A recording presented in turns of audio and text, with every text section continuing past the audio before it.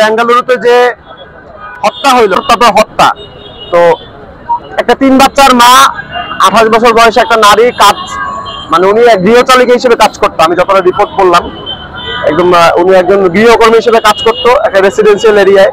তো ওখান থেকে ফেরার পথে ওনাকে প্রথমে রেপ করা হয়, পরবর্তীতে মেরে ফেলা হয়, পাথর দিয়ে মাথা থেতলে দেওয়া হয়। এবং এটা নিয়ে দেশের কোথাও কোনো কনসার্ন, কোথাও কোনো একটা আমি সভা সমাবেশ একটা প্রতিবাদও দেখতে পাই। মানে এটা হচ্ছে আমাদের ছাত্র সমাজ থেকে পুরো বাংলাদেশের নাগরিক হিসেবে আমাদের কাছে একটা লজ্জা মনে হয়। আমার নাগরিক হিসেবে একটা লজ্জা, যেখানে একটা 3 বাচ্চার মা নির্মম ভাবে রেপ করার পর মেরে ফেলা হয়েছে। তাহলে প্রবাসে আমাদের যে ভাইয়েরা আছে তাদের সিকিউরিটি কোথায়? প্রবাসী ভাই বোনদের কথা এখনো কোনো প্ল্যাটফর্ম কেন বলে না? কোনো রাজনৈতিক দল কেন বলে না? প্রবাসে যারা দিনের পর দিন কাজ করছে তাদের লাইফের সিকিউরিটি কোথায়? ওখানে যে আমাদের ভাই বোনদের যে বিচার পাবো এর সিকিউরিটি কোথায়? এটা সরকারের এনশিওর করা উচিত। উপদেষ্টাদের অবশ্যই খেয়াল রাখা উচিত যে অন্তত বিচারটা যেন কার্যকর হয়, যারা মারলো তাদের জন্য ফাঁসি দেওয়া যেন কার্যকর হয়। দ্বিতীয়ত, আমাদের বাংলাদেশের হচ্ছে দীর্ঘ সময় যাবত গত 20 বছর থেকে 16 বছর যাবত আমরা খেয়াল করছি যে ভারতীয় আগ্রাসন হচ্ছে প্রধান। ভারতীয় আগ্রাসনের বিপক্ষে প্রথমত কথা বলছে আমাদের নাহিদ ইসলাম, ঢাকা বিশ্ববিদ্যালয় 2018 সালে মিছিল বের করছিল। এর পরবর্তীতে ভারতীয় আগ্রাসন নিয়ে কথা বলা হলে একমাত্র বৈষম্য ছাত্র আন্দোলন বলে, অন্য কোনো প্ল্যাটফর্মকে আমি দেখি না বলতে। কারণ কি ভাই, আপনারা কি ভারতকে ভয় পান? আপনারা জানেন যে যুদ্ধ লাগলে বাংলাদেশের প্রতিটা জনগণ হিন্দু মুসলিম থেকে শুরু করে দলে দলে একতা হয়ে এই যুদ্ধ ঘোষণা করবে। আপনি দেখছেন সীমান্ততে সামান্য রকম বিএসএফ আর বাংলাদেশের বিজিবির পারস্পরিক যে একটা কাঁটাতালের বেড়া নিয়ে যাতে সংঘর্ষ, এই সংঘর্ষতে বাংলাদেশের প্রতিটা কৃষক দিনমজুর যারা আছে নারায়ণ তাকবীর ধ্বনির মাধ্যমে যুদ্ধে নেমে গেছে। তো যখন প্রয়োজন হবে, দেশের প্রয়োজনে আমরা থাকবো সবার আগে। আজকে সকালবেলা দেখা গেল যে আমাদের এক কৃষক ভাইকে ধরে নিয়ে যাওয়ার পর আমাদের বাংলাদেশের আরো কৃষক ভাইকে ধরে নিয়ে আসছে। ভারতের সাথে এরকম আমাদের কথা বলতে হলে পাল্টাপাল্টি কথা বলতে হবে। আয়তনই সবকিছু না, হাতি আর বাঘের শক্তি দুই রকমের, দুইভাবে পরীক্ষা করতে হবে। ভারতের কুক্ষিগত, ভারতের পুষ্টিগত হয়ে আমরা আর থাকবো না। আমরা চাই আমরা স্বাধীন সার্বভৌমত্ব রাষ্ট্র, আমরা আমাদের সার্বভৌম কায়েম করতে চাই।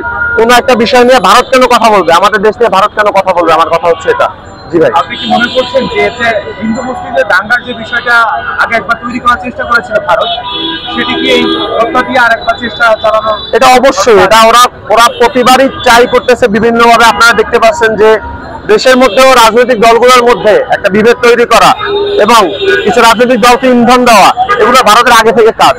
ভারতের সেটা নিয়ে যে রাজনৈতিক দল আগাবে, বাংলাদেশে এদের একটা থট থাকে এমন যে তারা হচ্ছে বাংলাদেশে রাজনীতিতে সাইন করবে, তারা ক্ষমতায় আসবে।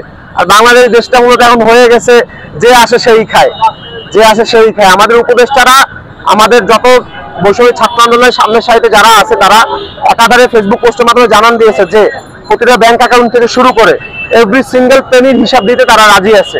আমরা দীর্ঘ 8 মাস যাবত একরকম বলতে গেলে আমরা ক্ষমতায় আছি। মানে বর্তমান ছাত্রদের আমরা চাইলে আমরা এখন স্বাধীনভাবে কথা বলতে পারি। মানুষের আগে বাক স্বাধীনতা ছিল না, মানুষকে ভয় পাইতো, মানুষ কতিপয় বাহিনীকে ভয় পাইতো। এই যে বাংলাদেশের মানুষ, এদের কি পুলিশের উপর কোনদিন ভরসা আসবে? আগামী 5 বছরে ভরসা আসবে?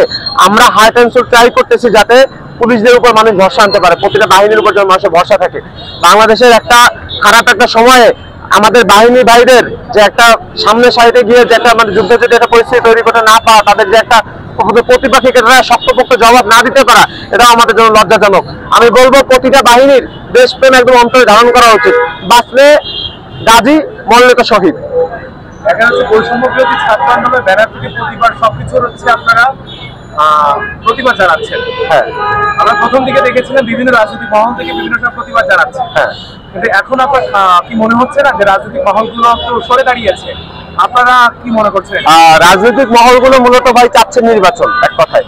এখন একটা দেশ, আপনি চিন্তা করেন গত 16 বছর যাবত একটা সিস্টেমের মধ্যে আটকা, একটা সিস্টেমটা বারবার রাউন্ড হচ্ছে, কোনো চেঞ্জ আসছে না।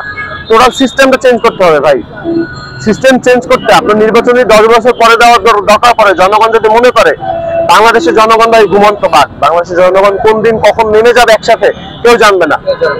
এই ইস্যু নিয়ে হইলেও বাংলাদেশের জনগণ নেমে যেতে পারত। আপনারা দেখছেন 5ই আগস্ট কিভাবে জনতার ঢল নামছে।